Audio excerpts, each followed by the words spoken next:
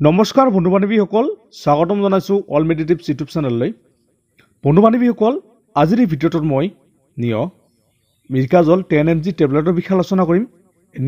মিৰকাজল 10mg টেবলেটটো কি কি কণ্ডিশ্যনত ব্যৱহাৰ কৰা হয়, ইয়াতে কি কি কম্পজিশ্যন আছে, ইয়াৰ মূল্য কিমান, কোনটো কোম্পানীয়ে মেনুফেকচাৰ কৰিছে, ব্যৱহাৰ কৰাৰ পিছত আপোনাৰ কি কি বেনিফিটছ হ'ব আৰু কিবা সাইড ইফেক্ট হ'ব নেকি, আদিৰ বিষয়ে এই ভিডিঅ'টোত মই বিতংভাৱে আলোচনা কৰিম। আপোনালোকে ভিডিঅ'টো স্কিপ নকৰাকৈ আৰম্ভণিৰ পৰা শেষলৈকে চাব।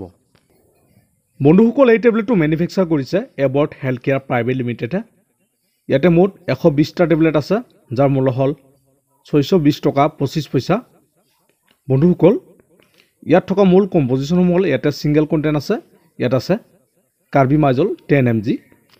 ভিডিঅ'টো আৰম্ভ কৰাৰ আগতে এটা অনুৰোধ জনাওঁ, যদি আপুনি আমাৰ এই ভিডিঅ'টো প্ৰথমবাৰৰ বাবে চাই আছে, আপোনালোকে প্লিজ চেনেলটো ছাবস্ক্ৰাইব কৰি দিব আৰু কাষত থকা বেল আইকনটো প্ৰেছ কৰি দিব। তো বন্ধুসকল, এই টেবলেটটোৰ বেনিফিটসমূহ আলোচনা কৰিম। বন্ধুসকল, এই মিৰকাজল টেবলেটটো এণ্টি থাইৰয়েড এজেণ্ট নামৰ ঔষধ গ্ৰুপৰ অন্তৰ্গত, আৰু এই টেবলেটে শিশু আৰু প্ৰাপ্তবয়স্ক লোকৰ থাইৰয়েড গ্ৰন্থিৰ থাইৰয়েড হৰম'ন কমোৱাত সহায় কৰে।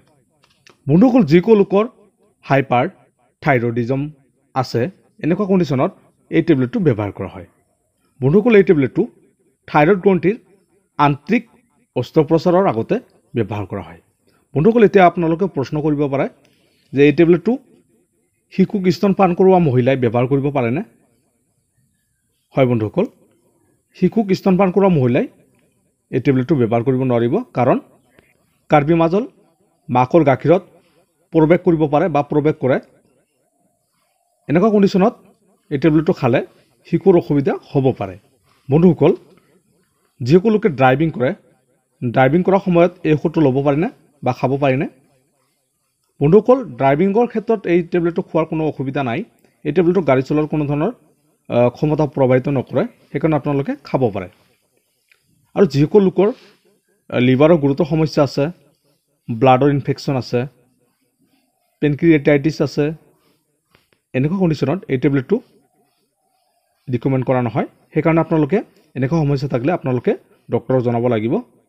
বন্ধুসকল, এই টেবলেটটো ড'জ বা সেৱনৰ বিষয়ে আলোচনা কৰিম।